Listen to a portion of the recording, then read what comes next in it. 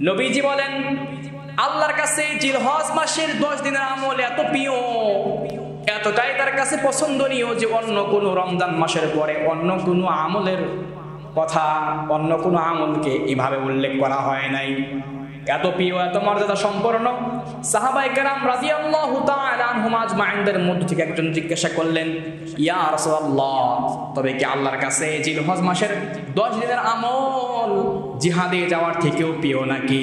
নবীজি বলেন, হ্যাঁ, আল্লাহর কাছে এই জিলহজ মাসের প্রথম 10 দিনের আমল জিহাদে যাওয়ার থেকেও প্রিয়।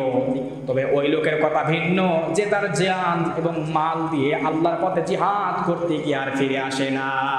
সুবহানাল্লাহ। সেটা হচ্ছে জিলহজ মাসের এই যে সামনে আসছে 10 দিন। তাহলে এই জিলহজ মাসের কথা রব্বুল আলামিন কোরআনের মধ্যে বলেছেন, ওয়াল ফাজরি ওয়া লায়ালিন আশরি ওয়াশ শাফঈ ওয়াল ওয়াতর। এই যে জিলহজ মাসের প্রথম রজনীর কথা আল্লাহ তাআলা কোরআনে উল্লেখ করেছেন, নবীজি হাদিস দিয়ে বর্ণনা দিয়েছেন, খুব মর্যাদা সম্পন্ন এই রাত, এই দিনগুলো।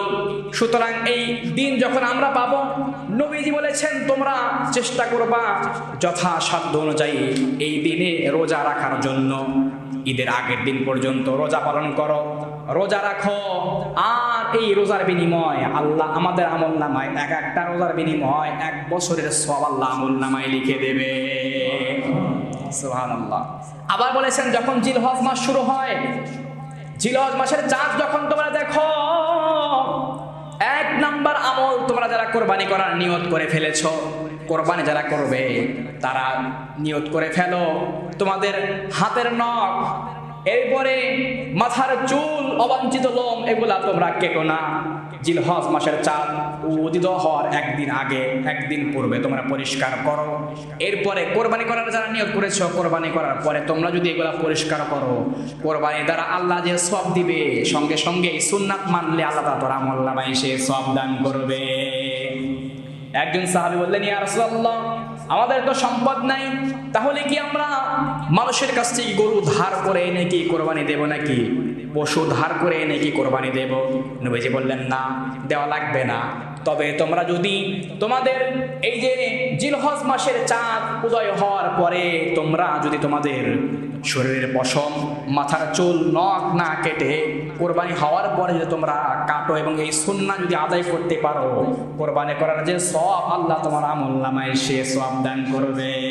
সুবহানাল্লাহ। এটা হচ্ছে এই জিলহজ মাসের আমল। আলহামদুলিল্লাহ। আমরা এটা পালন করার চেষ্টা করব, আল্লাহ আমাদেরকে তৌফিক দান করুন। আবার আল্লাহ পাক বলেছেন, ওয়াযকুরু ইসমাল্লাহি ফি আইয়ামিন মা'লুমাত, তোমরা নির্দিষ্ট সময়ে আল্লাহর জিকির করো, আল্লাহর তাসবিহ পড়ো, আল্লাহর জিকির করো, তাকবীরে তাহরিমা বলো, আল্লাহু আকবার বলো, সুবহানাল্লাহ, আলহামদুলিল্লাহ, আল্লাহু আকবার বলো। আবার এই 10 দিনের মধ্যে তোমরা বেশি বেশি স্মরণ করো আল্লাহকে। কাকে?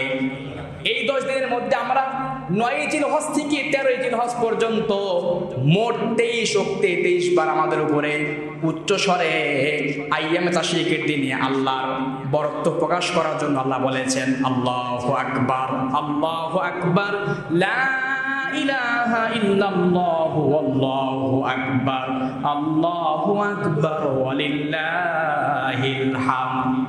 আল্লাহু আকবার। এটা আমাদের জন্য আমল এবং ওয়াজিব, শুধু আমলই নয়, এবং বাধ্যতামূলক। পুরুষদের জন্য উচ্চ স্বরে এবং নারীদের জন্য নিম্ন স্বরে বলার জন্য বলেছেন কে? আল্লাহ। এটা হচ্ছে 9 জিলহজ থেকে। কিন্তু আমি আপনি ইনশাআল্লাহ জিলহজ মাস শুরু হলেই আমরা সময় পাইলেই পড়ব আল্লাহু আকবার, আল্লাহু আকবার, লা ইলাহা ইল্লাল্লাহু আল্লাহু আকবার, আল্লাহু আকবার, ওয়ালিল্লাহিল হামদ। বললে ক্ষতি আছে? নাই, ক্ষতি নাই। বেশি বেশি আমরা পড়ব ইনশাআল্লাহ। আল্লাহ আমাদেরকে তৌফিক দান করুক।